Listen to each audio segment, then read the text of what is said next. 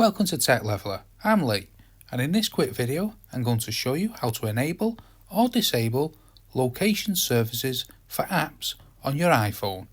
This will also work on the iPad.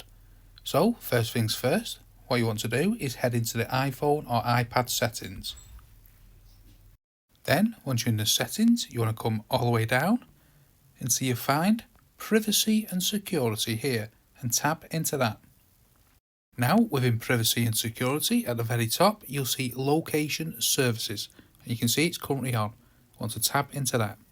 Now within Location Services you can tap them completely off here and then it'll ask you, do you want to turn off Location Services? We'll select it, turn off, and this is turned off Location Services for all your apps on your iPhone or iPad.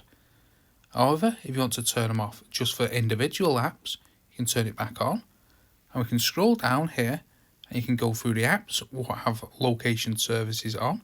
So let's say for instance TikTok, and then you can choose the individuality of what you want on or off on this app or any other apps that you have on your iPhone or iPad.